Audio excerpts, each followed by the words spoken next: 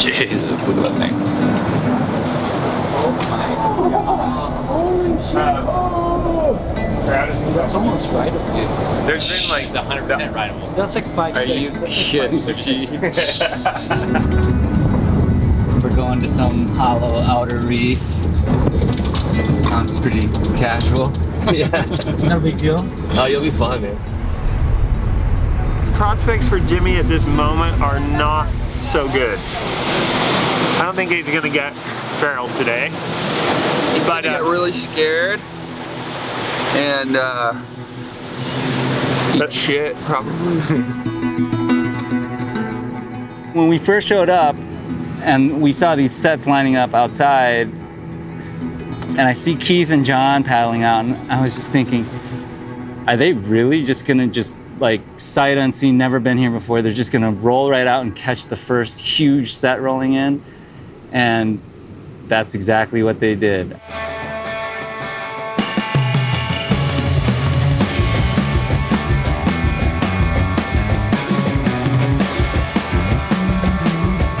Holy shit!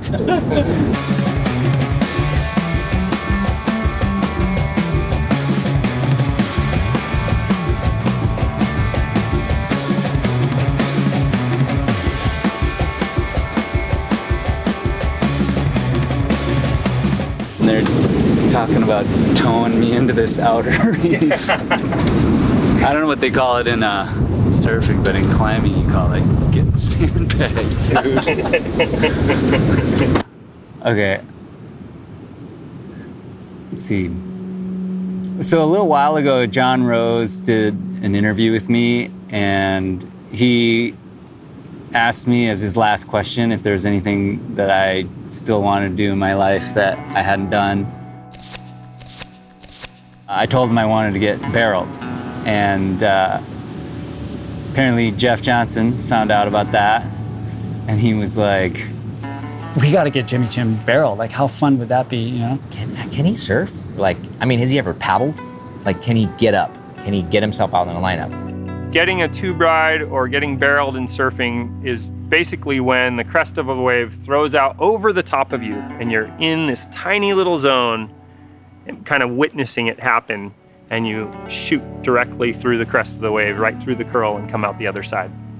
And it's the best thing you can do in surfing by 100 times. what are the chances that I'm gonna get barreled? Like, it's 50-50. Like, if I had to bet, it would be like a 30% chance. It was almost kind of a joke. I would give Jimmy a 90% chance of getting barreled at some point and making it. And before this trip, we didn't even know if Jimmy was goofy or regular foot. You know, which we probably should have done our research. Beyond the possibility of maybe getting tubed, he's gonna have the possibility to get his ass handed to him. I'm saying 100%. Yeah, he's gonna get barreled. 20 years ago, I was a full dirtbag climbing bum, ski bum. I've been living out of my car. I lived out of my car for 7 years. For some reason, surfing always captured my imagination. And, you know, even the first time I met Keith and Dan and Jeff, even though we kind of come from different worlds, there was like an immediate mutual respect.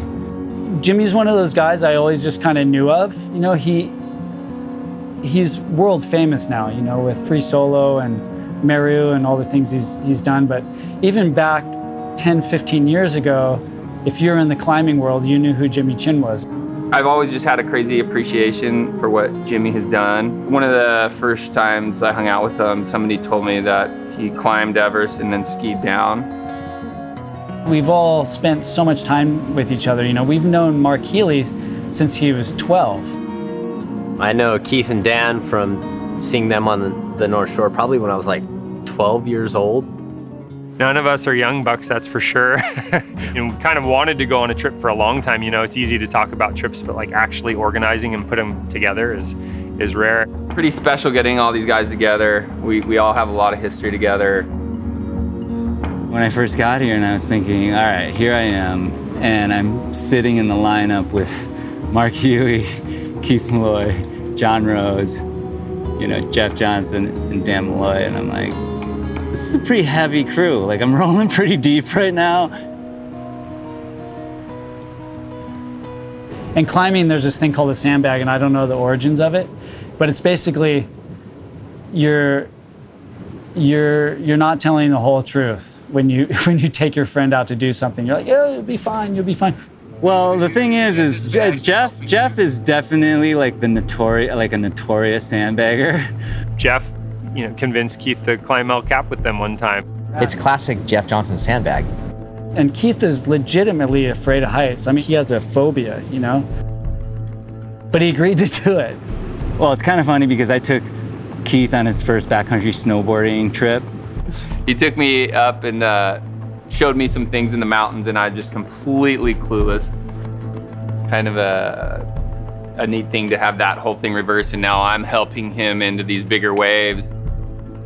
Taking a boat out to an outer reef that's like literally the biggest waves I've ever, seen live. And they're just like, yep, let's paddle out, You couldn't really tell how big it was because nobody was out. But then as soon as Healey got out there, you could tell it was like solid surf, like no joke at all. Really heavy. Well, I've been in more sticky situations, getting caught inside or pounded in big surf than most humans. I have a lot of experience in this area. And today I got one of the worst beatings and hold downs, like top 10, I would say, out of my whole winter season in Hawaii. So that way, it was real deal out there.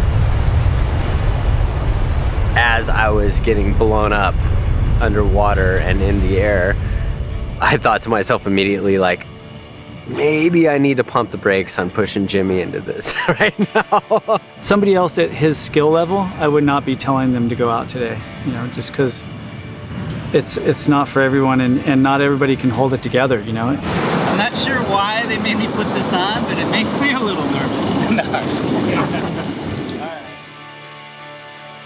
Jimmy paddled out there and got his ass kicked.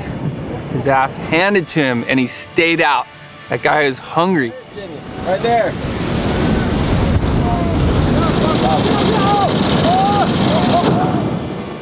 And before you know it, Jimmy's paddling into an outer reef wave that's like double overhead.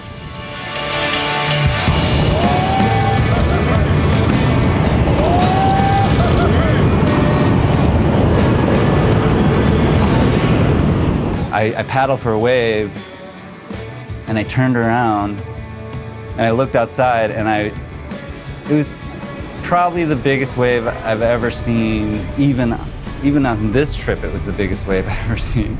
And of course, that's the one I got caught by.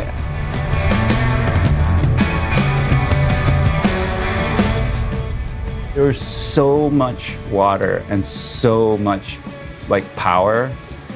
I mean, it felt like a freight train. Yeah, in the back of my mind, I think I was also thinking it's not as bad as some other things I felt before, He went and felt the power. He did not shy away from anything. He felt the full brunt of what was on hand out there. And it was serious stuff. I thought I might get it, but I got whooped.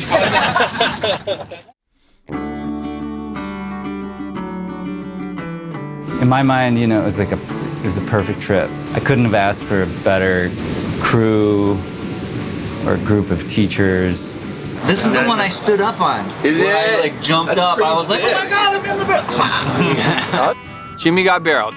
He went from having no idea kind of really how to do it to standing up in the barrel. I don't think he made one. I don't know if Jimmy got barreled. I saw a big old smile on his face a couple times. Judging by his countenance, I suspect he got barreled. I don't know if I could say I can't say that I got barreled. I just made that kind of arbitrary goal because I always love the process of trying to get to some place that seems impossible because it forces you to do all these things that you might not necessarily push yourself at. I mean, I think a big part about staying young and happy and stoked is always being open to learn. And I think it keeps you young, I think that I always want to be learning something new or having a new experience or pushing myself in a new way. I think that's important. I would say that he did get in the barrel, which is very hard to do. Now, the next trip is going to be him trying to make it out of one of them.